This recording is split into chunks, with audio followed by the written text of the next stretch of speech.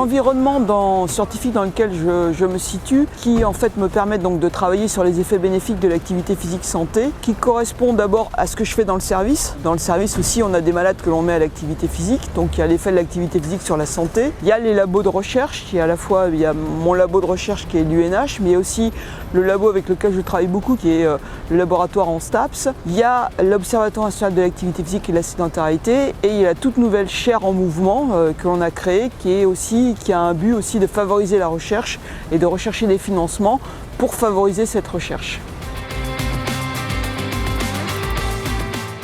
Alors mes travaux de recherche portent sur en fait l'effet de l'activité physique et des comportements sédentaires, donc l'excès de temps passé assis. C'est vraiment les deux, c'est le profil des deux sur la santé, à la fois en prévention et dans la prise en charge des maladies chroniques. Et ceci à tous les âges de la vie, en fonction du territoire, parce que c'est vrai que les accès à l'activité physique ne sont pas les mêmes quand on est dans un territoire urbain, semi-urbain ou rural, et aussi en fonction du niveau socio-économique, parce que c'est vrai qu'on n'a pas les mêmes accès à la santé et aussi au comportement de santé quand on a un niveau socio-économique élevé ou quand on est dans des conditions de précarité socio-économique. Alors l'Observatoire national de l'activité physique et de la sédentarité, je l'ai créé il y a 5 ans et son ambition en fait c'est de collecter toutes les données d'activité physique et de santé, tout ce qui est fait localement par des associations, enfin, toutes les données qui existent mais qu'on ne connaît pas, parce qu'en fait on se rend compte qu'il y a plein de gens qui travaillent sur l'activité physique et la santé, qui mettent en place plein de choses mais on n'est pas au courant. Et ils génèrent des données. Donc l'objectif c'est d'agréger toutes ces données donc, au niveau national, pour en fait en sortir des données qui soient exploitables et pour montrer en fait les effets bénéfiques de l'activité physique et de la santé, et à la fois établir des recommandations pour la santé auprès du grand public, auprès des professionnels de santé, mais aussi pour faire bouger les politiques publiques. Et puis ensuite de diffuser ça auprès effectivement d'avoir une diffusion grand public pour faire connaître effectivement les effets de l'activité physique santé.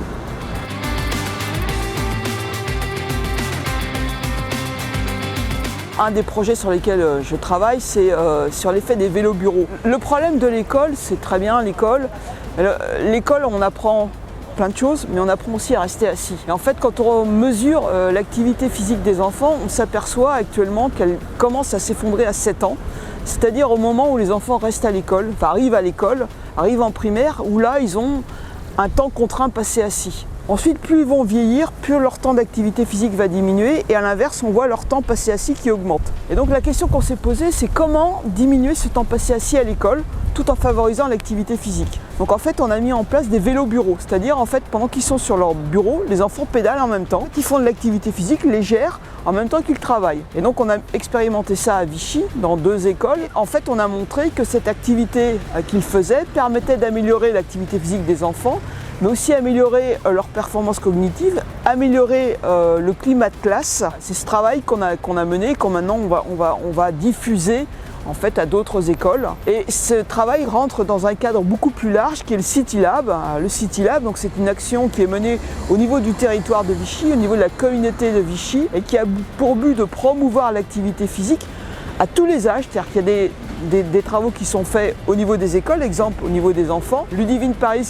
qui s'occupe de ce City Lab va aussi faire de l'information sur l'activité physique auprès des adolescents, mais aussi il y a tout un travail auprès de la communauté urbaine qui essaye de favoriser l'activité physique pour la population, mais aussi pour favoriser l'activité physique dans les maisons de retraite, dans les EHPAD. Et donc c'est Ludivine Paris qui pilote un petit peu sous ma supervision tous ces projets. Et le but final, c'est vraiment que la population de Vichy et de toute la communauté soit en bonne santé.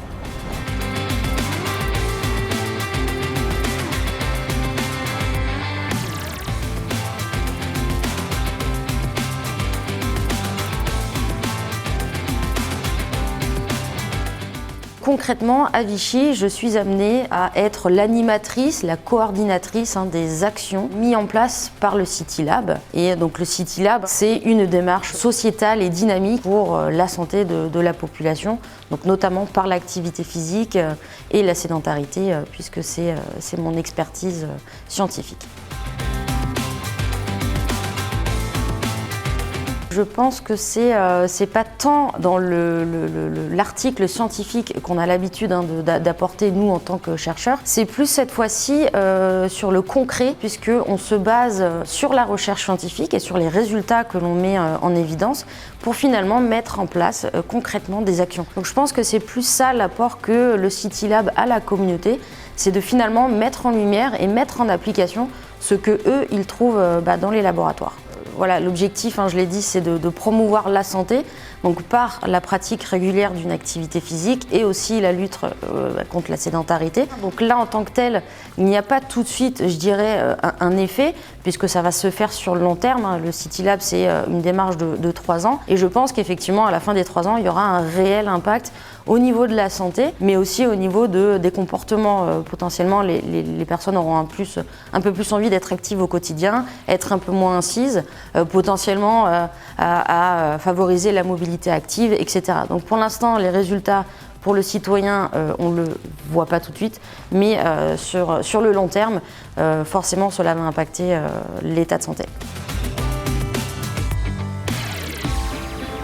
Alors mon prochain grand projet, ou on va dire la finalité de ce projet, puisque c'est un projet que je mène avec les adolescents de la classe Coubertin. Et l'idée en fait c'est de faire que ces adolescents deviennent acteurs en fait de leur propre santé, mais aussi porte-parole en fait des messages de santé que moi je peux leur apporter. Et donc l'idée, et en tout cas moi mon grand challenge, ça va être de les encadrer autour de la création et de l'animation d'une exposition que j'aimerais itinérante entre les collèges et les lycées, dans le sens où moi je suis allée voir un petit groupe d'adolescents, je leur ai donné mes messages chantés et à eux de s'approprier ce que je leur ai dit, pour qu'ensuite, après, ils puissent diffuser ce message avec leurs mots, leurs images auprès des autres adolescents, voire même des familles. Donc c'est une petite pierre que je sème ici, mais l'idée c'est que plus tard, ça s'étende à toute la famille et toute la sphère sociale.